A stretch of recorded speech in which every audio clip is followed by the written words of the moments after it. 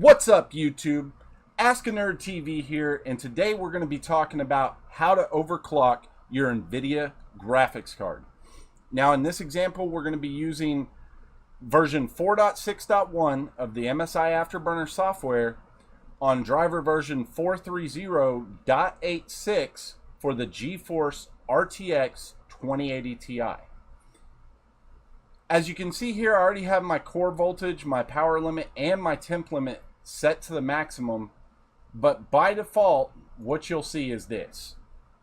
It may vary slightly depending on the model number of your graphics card, but the reason why I showed that was because when you max out your temp limit, your power limit's going to get maxed out as well. And then you should always go ahead when you're overclocking and set your core voltage to 100%. That way, the graphics card is always at 100% power usage, and it can keep those clocks higher. So that's the first thing I'm going to recommend using this software that you do. The second thing I will recommend is going into your settings. Just click the cogwheel here at the bottom, and then click on the fan tab. Check the enable user-defined software automatic fan control. Go ahead and set your predefined fan speed curve to custom. I like my fan speed update at the fastest it can go. The minimum you can set this to is 100. So that's just me. Whenever it detects that it's getting hotter, I like the fans to ramp up real fast and cool the graphics card down the best they can. Temperature is in Celsius. I've never read anything in Fahrenheit, so I just suggest keeping it that way. And then force fan speed update on each period. You want to keep those are the settings that I like to use, so it's the ones I recommend. Now, as you can see here, my fan curve is kind of aggressive. It gets to 80% at 55 degrees and all the way up to 95% at 85 degrees. As you can see, since the max is 88. So this is all a subjective, to each person, how loud they want their fans to be, if it bothers them or not. Me, it doesn't bother me that much. And additionally, when I have my headphones on, I can never hear it anyway. I always want my graphics card at peak performance, so I like having the fan high to keep it cooled down. Additionally, as you can see here, I guess I need to go ahead and click OK. As you can see here, I have two graphics cards installed. The second one is a 1050 Ti that I use as a dedicated encoder for my Twitch streams. And those graphics cards are only about a half an inch apart. So in other words, I kind of have to have it high to keep the 2080 Ti cool. Now, moving on to the next part. So once you've done all that, once you've set your fan curve for what you like, once you've set your core voltage, your power limit, and your temp limit to the maximum, the next thing I'll suggest that you do is raise your memory clock. Now, one way you can find out what the maximum is for your card is you can go on to google.com and you can look up other people's overclocks. Or you can just, raise it every 100 megahertz and see what happens. For this card, I know that the maximum is 1,000 and that it'll operate just fine at that. So I'm going to go ahead and set it to 1,000. And then the next thing you want to do is click your OC search. It's pretty much a built-in tool. It's actually built by Nvidia, and it allows you to test your current settings or to scan for the highest overclock you can get on the core clock. It only affects core clock. It will not touch your memory clock. So that's why I say do your memory clock first.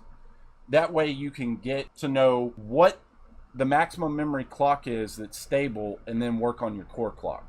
So for this one, I'm going to go ahead and at my memory clock, I'm going to click the scan button. Now, scanning 1 out of 4, I think this takes around 5 to 15 minutes. So just remember, be patient. Anyway, we're going to go ahead and time lapse this. We'll be back.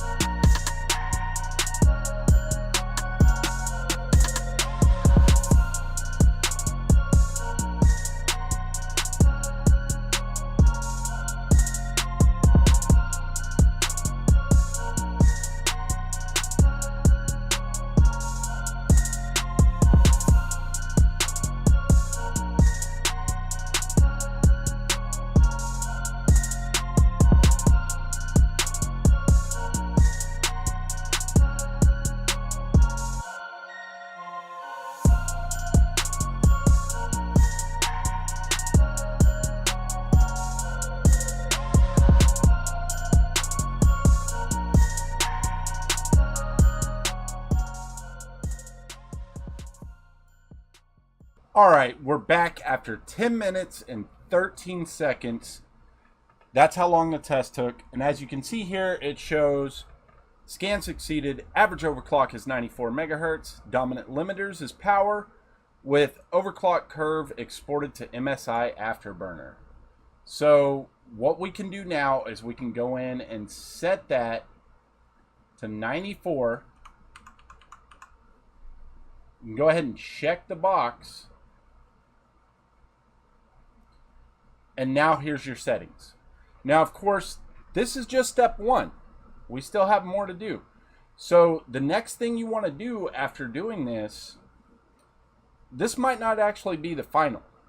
So what you might want to do is go ahead and set it to 94, or we can just try and be lucky here and go ahead and set it to 100. Now, after doing that, what you can do is click the test button, which will take another 5 minutes, and wait to see what your percentage is back for how well that it worked. Let's go ahead and do that now. We'll time lapse this scene and we'll look at the results when they're done.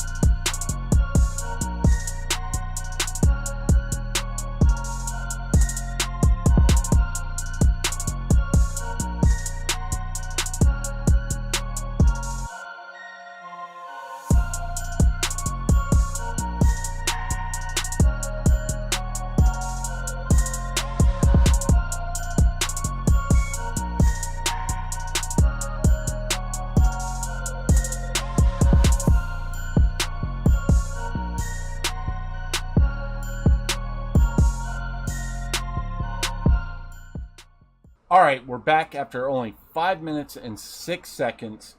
And as you can see here, the test completed and the confidence level is 90%. Now, in my experience using the MSI overclocking scanner or the Nvidia scanner, 90% pretty much means 100%. So if it's below 90%, then it's probably going to fail. And I wouldn't recommend keeping those settings. So you can, again, these settings are applied, so you can keep these settings, or if you want, you can tinker a little bit more. I wouldn't recommend doing more than 5 at a time. So let's just go ahead and find the max core clock we can do, and let's go from there. So I'm going to try 105, and let's see how that turns out.